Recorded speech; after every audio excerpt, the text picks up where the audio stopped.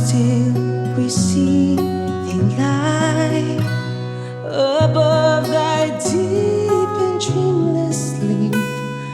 The silent stars go by, yet in thy dark streets shineth the everlasting light. The hopes and fears of all the years are met in thee tonight.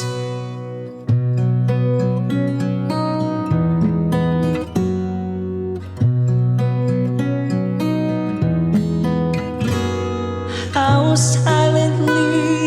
silently the wondrous gift is given. So God imparts to human hearts the blessings of His heaven. No ear may hear Him's coming, but in this world of sin, where meek souls will receive Him still, dear Christ enters in.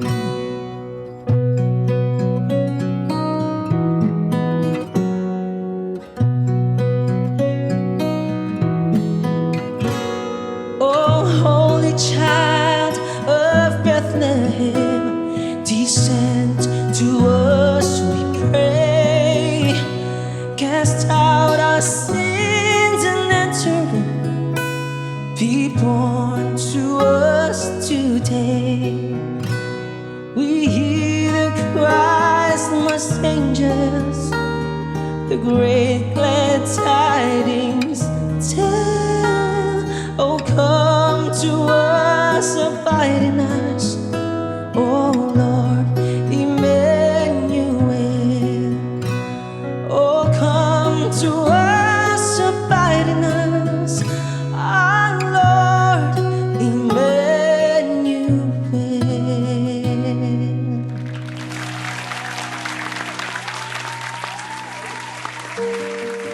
Dalawang senior citizen na nanay patuloy na namamasukan para matulungan ang mga anak na breadwinners ng pamilya. 3 dekadang namasukan si Nanay Elsa bilang tagalinis ng mga bahay. Ito ang bumuhay sa 6 niyang mga anak. Ngayong iisa na lang sa kanyang mga anak ang naiwan sa kanilang bahay, pilit pa rin gumagawa ng paraan si Nanay Elsa na madagdagan ang kinikita ng breadwinner na anak para sa kanilang pamilya. Sa siya, Robinson Dicer po. Indo-indo lang po siya. Bibigyan niya ako ng 6,000 kasama na yung bahay. Pagkain namin pamasahe niya. Tubig, ilaw, kulang. Kaya tumutulong na lang ako. Kaya magpasalamat ako pag may tawag. Ay, salamat, makapasok ako. Madagdag din yun sa namin, makakabili kami ng bigas. Maglilinis ng bahay. Maglalaba ako. Si Nanay Edith naman, pinalaki ang kanyang 3 anak sa paglalabada. Ngayong bumukod na ang kanyang 2 anak, si Bunso na may regular na kinikita bilang tagabantay sa computer shop ang bumubuhay sa kanilang 3 ngayon, pati na kay tatay na hirap kumilos dahil sa stroke. Magkano lang din naman sinasahod niya? 7,500. Yung bahay, 300. Yung tubig ilaw, yung pamasahe araw-araw ng bata na nag-aaral, mga project, pagkain namin, namamasahe siya. Kaya sabi ko, kahit sabihin natin mabigat ang katawan, kailangan talaga na may trabaho ako. Matagal na ako namasukan. Tagalinis, tagalaba, 3 po yung amo namin. Masakit ang kamay, masakit ang mga braso, parang hapong-hapo ka. Pero nagdadasal lang talaga ako. Lord, gabayan mo ako sa paglalaba ko kasi kailangan ko to.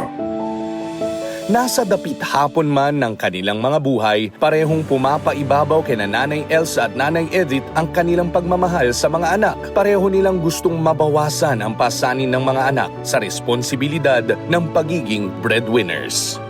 Lagi naman ako nagpapasalamat sa kanya. Habang buhay pa kami, huwag niya sana kami pabayaan. Sabi ko sa kanya, huwag kang mag-alala ka ako kasi bunso, bibi, sabi ko, andyan naman ako, tutulungan kita, magtulungan na lang tayo. Kasi para hindi tayo magutom. Ang hirap magutom, naranasan ko yan. Minsan, umiiyak ako.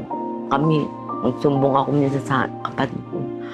Ang hirap naman ng buhay natin. Sabi ko, ano ba yan tayo? Tumanda na lang tayo. Ganito na lang ang buhay natin. Sabi ko sa kanya. Hindi man lang tayo makaginawi-ginawan. Mahal na mahal ko siya kasi kung wala siya, saan kami ngayon? Ang sabi ko naman, hanggat kaya ko pa, tutulungan kita kasi para kahit paano, hindi tayo mahirapan. Kasi mahirap na magutom kami. Dahil kung siya lang talaga ang asahan namin, gutom kami. Kaya sabi ko nga, kung malaki lang ang sahod ng anak ko, hindi na ako magtatrabaho. Kasi mahirap, matanda na ako eh. Matanda na ako. Tiniis ko lang, lalo na yung asawa ko may sakit din.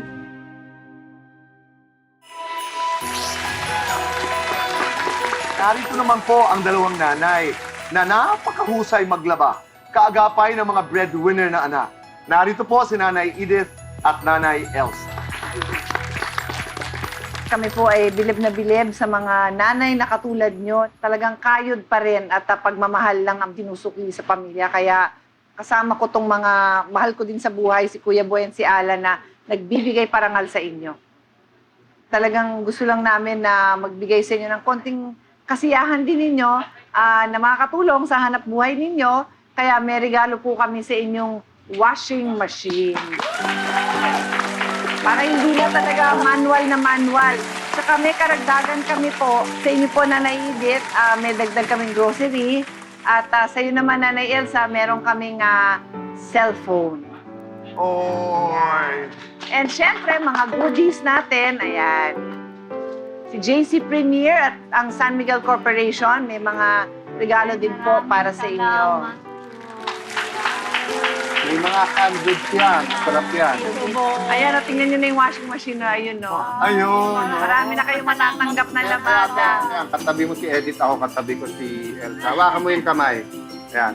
After 1 year, pag washing machine na hindi mano-mano, tignan natin kung malambot na ang kamay niya next year. Maraming salamat po, Kuya Alan, Ate Pia, Tito Boy. Oh. Walang anuman at Happy New Year. Maraming salamat at kayo naging bahagi ng aming munting programa. Samantala mga lolo at lola ang hindi inaasa ang kanilang pagtanda sa mga anak at apo, bibigyan ng regalo sa pagbabalik po ng Cayetano in Action with Boy Abunda.